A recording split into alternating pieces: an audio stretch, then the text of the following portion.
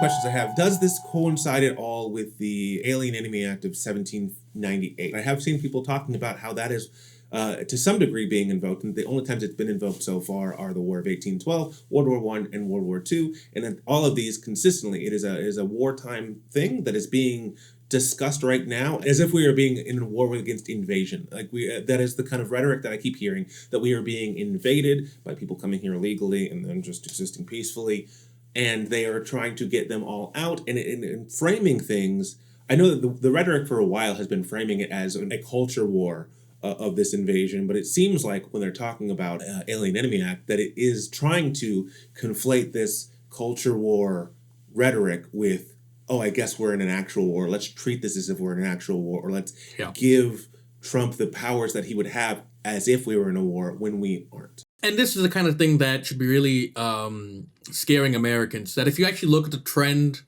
of America from its start to where it is now, at the start of the nation, the executive branch was never supposed to be this powerful. The founding fathers were very clear that they basically wanted Congress to be the most powerful branch of the government.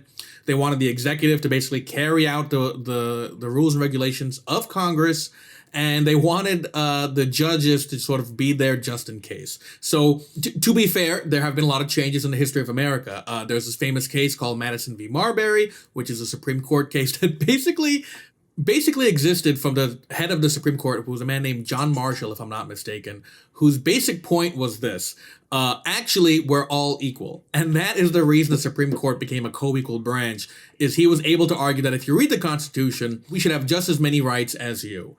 We've come a long way since then. For one, the federal government has a lot more power in general, and as the executive branch, with every successive government, and this is with Democrats and Republicans, they have also gotten more and more powerful. I think what Trump is doing, what is really scary, is it's not just a gross overreach, but it's kind of in line with what a lot of the other administrations have been getting closer and closer to doing themselves. Yeah, and also that the branches that are in charge of keeping them in check aren't taking as much action as they arguably should to just reassert their power. Yeah. Because at a certain point, Congress and the judges are supposed to be checking it. You're keeping it in check. But if they don't do it when they're supposed to, then it becomes nominal at a certain point. And it's like, how seriously can we say, oh, legislation can stop that if they're not actually willing to stop it, particularly when you have the world's richest man threatening to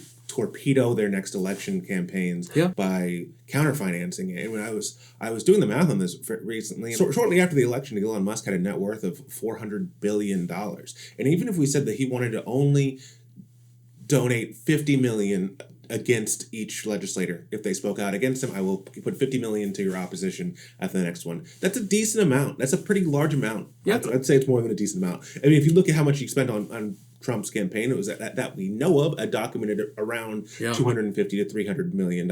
Now, if we say, okay, but what if we have a coalition of people? So now they can't speak out individually because they'll be shot down. But if we get 20 people together, 20 legislators who all say, we're coming together to say, no, we're standing against what you say. If he followed through, all right, I'm gonna finance 20 of your oppositions with $50 million each. That's $1 billion. But he has $400 billion as of the time that I looked at this number.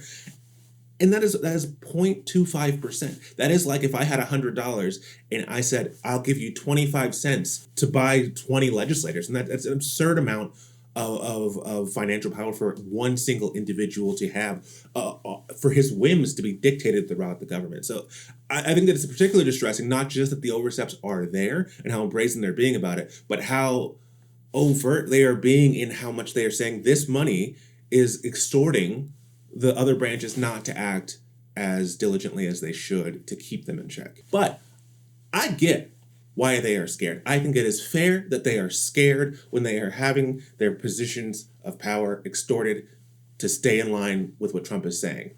However, who cares? If you're not going to do your job, you're not entitled to keep that job.